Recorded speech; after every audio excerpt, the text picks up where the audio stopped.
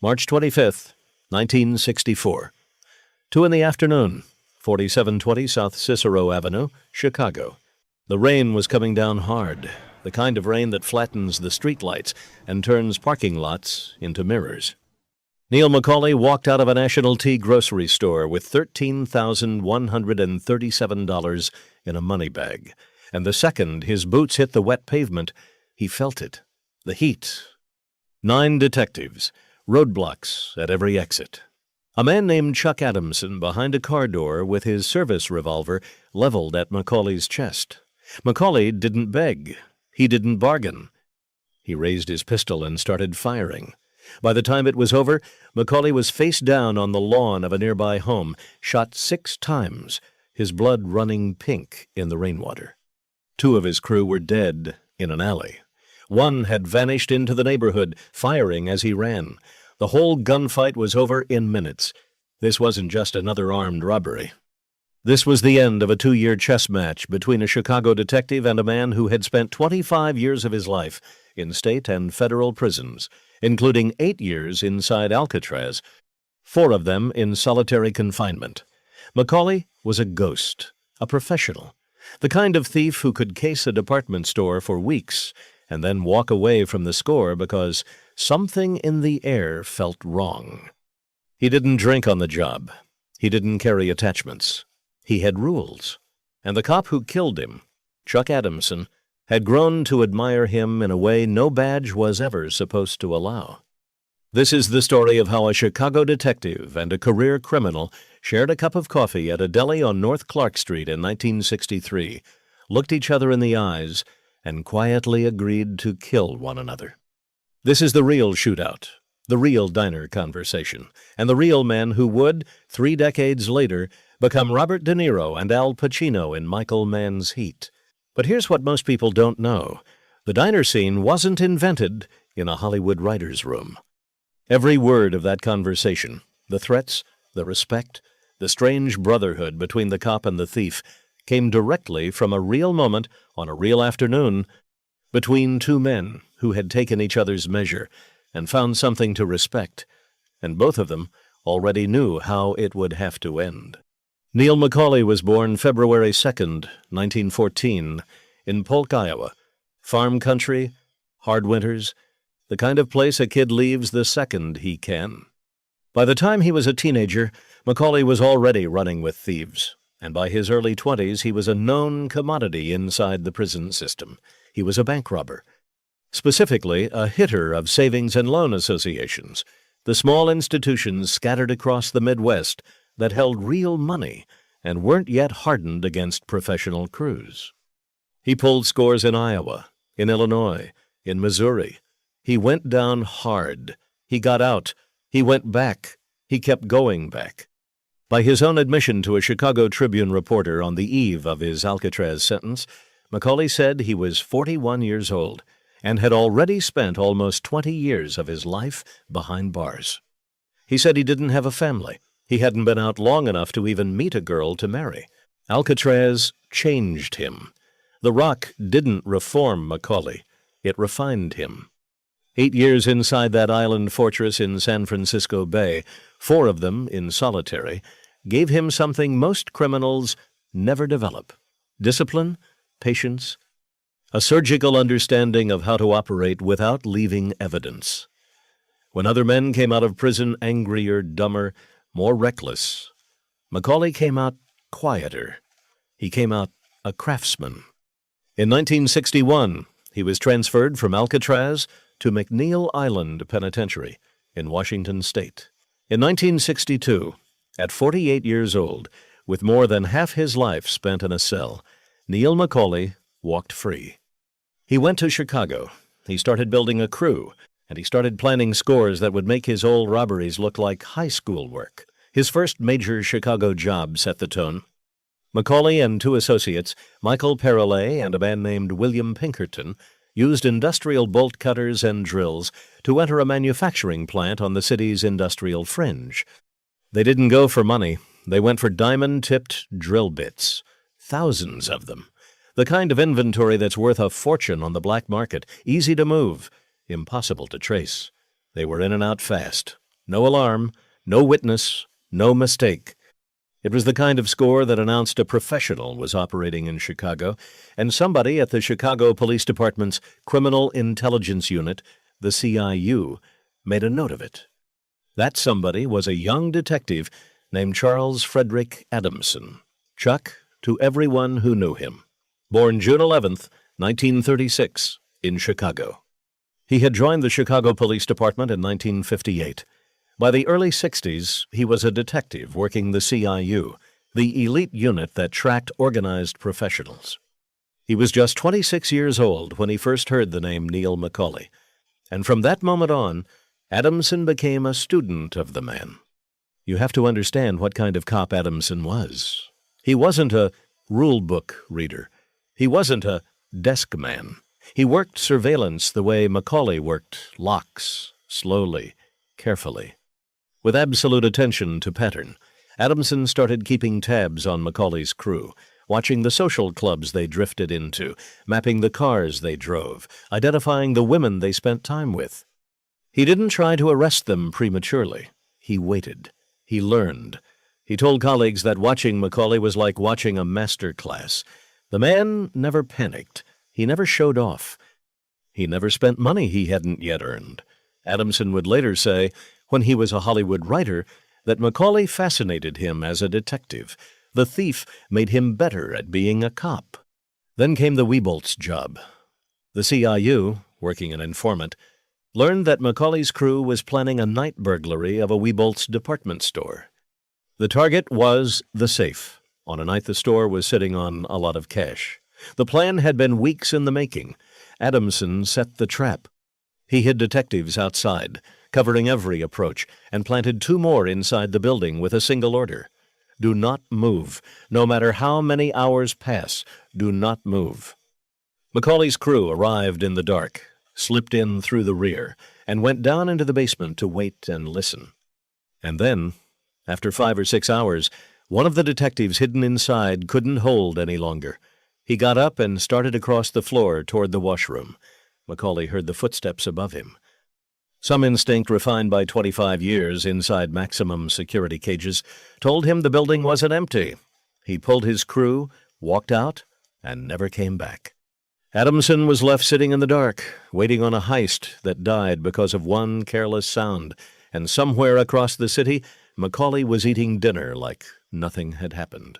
That moment became one of the most famous scenes in Heat, the score that gets called off because the professional senses the heat. It happened, just like that, in Chicago in the early 1960s. And then came the coffee. The way Adamson told the story, years later, after he'd hung up the badge and moved to Los Angeles to write television, it was an accident. He was in Lincoln Park, on Chicago's north side, dropping off his dry cleaning.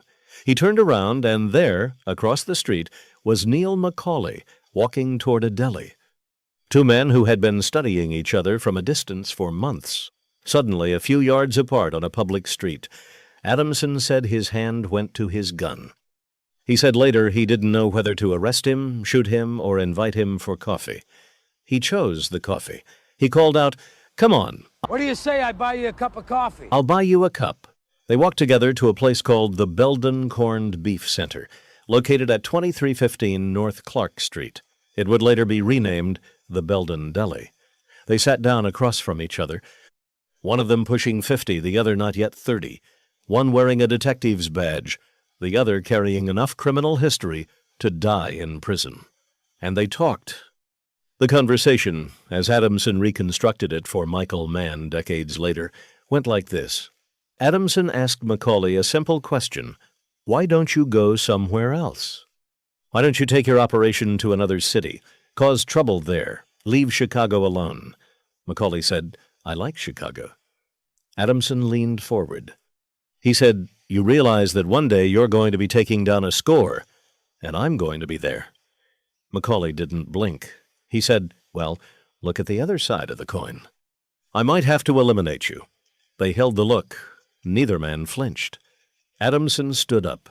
He paid the check. As he walked out, he turned back and said, I'm sure we'll meet again. That was the moment that, 32 years later, would become the most analyzed 5 minutes of dialogue in modern crime cinema. De Niro telling Pacino he won't hesitate. Pacino telling De Niro the same. Two professionals across a coffee cup, acknowledging that the only ending available to them was bloodshed. In 1995, audiences thought it was Michael Mann's masterstroke of fiction. It wasn't. It was Adamson and McCauley on Clark Street, telling each other the truth. After that meeting, the tempo changed. McCauley knew Adamson personally now. He knew the man hunting him, and Adamson knew McCauley wasn't going to leave town. Both men understood the next contact would not involve coffee. McCauley spent the following months putting together his biggest Chicago play. The plan was simple, professional, and clean. McCauley had identified an armored car route. The truck made regular cash drops at a National Tea Company supermarket at 4720 South Cicero Avenue, a working-class neighborhood on the southwest side, just a few blocks from Midway Airport. The pattern was predictable. The cash was significant. The exit routes, McCauley believed, were clear. The crew for the score was McCauley, Michael Perill, a man named Russell Bredden, and Miklos Polesti. 3 would go in, 1 would drive. But Adamson had a source.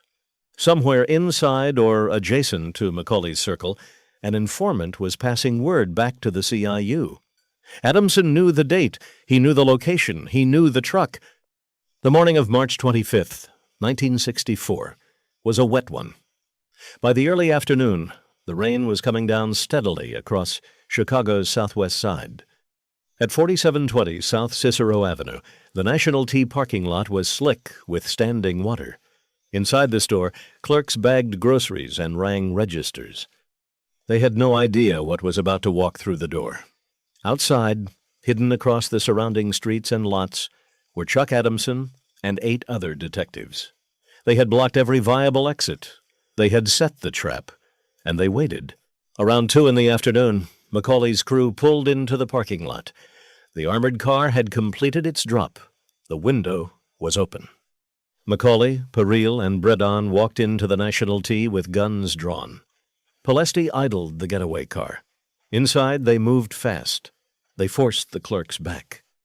They cleaned out the registers and the cash from the drop, $13,137. In and out in minutes. They walked back into the rain, money bags in hand. That's when McCauley felt it again. The same thing he'd felt at Weebolt's. The same thing 25 years of prison had taught him to trust. The heat. This time, there was nowhere to walk away to. The crew piled into the getaway car. Polesti hit the gas. They turned down an alley, looking for an exit. They saw the blockade. They saw the unmarked cars. They saw Adamson. All 4 men kicked open the doors. All 4 came out shooting. The gunfight that followed was chaos in the rain. Bullets tearing through car panels and brick walls. Russell Bredden went down in the alley, shot dead. Michael Perill fell beside him, killed in the same volley. Miklos Polesti, the one who would become the loose inspiration for the character Chris Shiherlis in Heat, fought his way out of the alley on foot, firing as he ran, and somehow disappeared into the neighborhood. He was the only member of the crew to live through that afternoon, though he didn't stay free for long. Police ran him down soon after, and he was sent to prison for the robbery, by some accounts surviving for decades as the lone witness to McCauley's last score. That left McCauley. He ran. He cut through the gangways between residential homes, the narrow side passages where Chicago bungalows almost touched each other, pistol in hand, looking for any opening. Adamson came after him. Just the 2 of them now, running through the rain between strangers' houses, exactly the way they had told each other it would end at the deli on Clark Street. Adamson caught him on the lawn of a private home. He gave a command. McCauley turned with the gun, and Adamson fired. 6 rounds. Neil McCauley died on a stranger's wet grass on the southwest side of Chicago. Time of death was logged within minutes. He was 50 years old. He had been free from prison for less than 2 years. The money bag with the $13,137 was recovered at the scene. The gangway he bled out in was only a few feet wide, not so different from the cells that had held him for most of his life. The immediate aftermath was clinical. 2 dead criminals in an alley, 1 dead criminal on a lawn, 1 on the run, no officers killed. The story made the Chicago papers as a successful police action. Adamson was commended. Department politics moved on. And life inside the Chicago Police Department went back to the rhythm of a city that, in 1964, had bigger headlines coming. Civil rights, the Democratic Convention, the outfit. Neil McCauley was an obituary in the crime section, but Chuck Adamson never let it go. He stayed with the Chicago Police Department until 1974, 16 years on the force, the last several spent inside the CIU working organized crime. He retired as a sergeant detective. By then, the McCauley case had become the thing he talked about, the one story he kept coming back to, the professional who could have walked away, the deli, the look across the coffee cup, the dead man on the lawn. In the late 1970s, Adamson moved west. He started writing. By 1981, he had a small role in Michael Mann's first feature, Thief, a movie about a Chicago professional safe-cracker that was already drawing on the world Adamson had policed. The friendship deepened.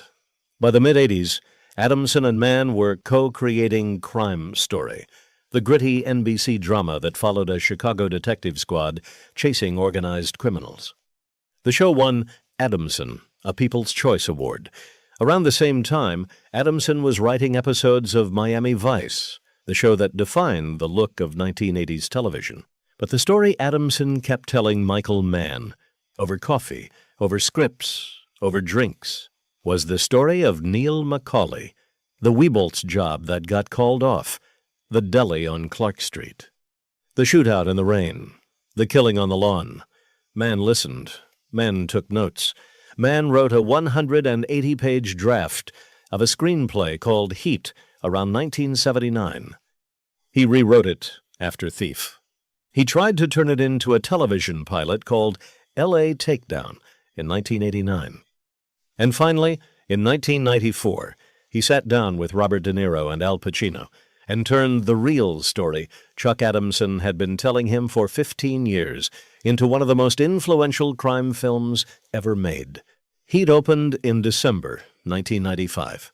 The diner scene, the one where De Niro and Pacino sit across a table and quietly tell each other they will not hesitate to pull the trigger, was lifted almost word for word from the real conversation at the Belden Corned Beef Center at 2315 North Clark Street.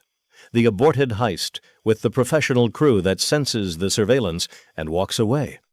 That was the Weebolt's job.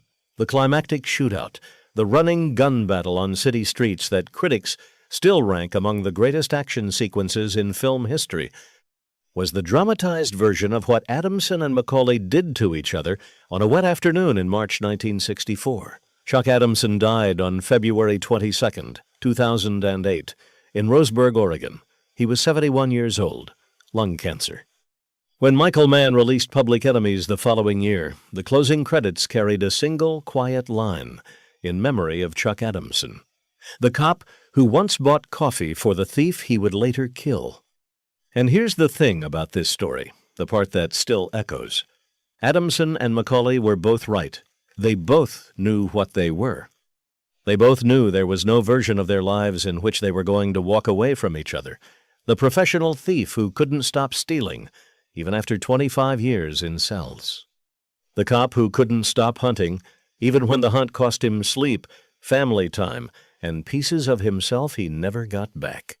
2 men, born 22 years apart, who met in a deli on the north side of Chicago, recognized each other completely, and then went back to the work of trying to put each other in the ground. That's not Hollywood. That's not Michael Mann's invention. That's the actual American crime story that happened on the streets of Chicago between 2 men who took it seriously enough to die over it and respectful enough of each other to share a cup of coffee first. Neil McCauley spent 25 years in prison. He came home for less than 2. He pulled a string of professional scores. He raised his pistol against a man who had bought him coffee. And he bled out on a stranger's lawn in the rain, while the only person in Chicago who truly understood him stood over the body with a smoking service revolver. Chuck Adamson lived another 44 years. He wrote television. He won awards. He helped a young filmmaker named Michael Mann turn the most haunting case of his life into the movie millions of people now quote by heart. But Adamson always said, in interviews and in private, that the man he killed was the most professional criminal he ever chased. And on quiet days, he admitted, he missed him. That's the real story behind Heat, not the De Niro coolness, not the Pacino fire. Just two working men in Chicago in the early 1960s, a detective and a thief, sitting at a deli table on Clark Street, telling each other the truth. We are going to meet again, and one of us is not going to walk away. If you found this story fascinating, hit subscribe. We drop a new mob and organized crime documentary every week. Drop a comment below. What real-life crime case do you think deserves the Hollywood treatment next?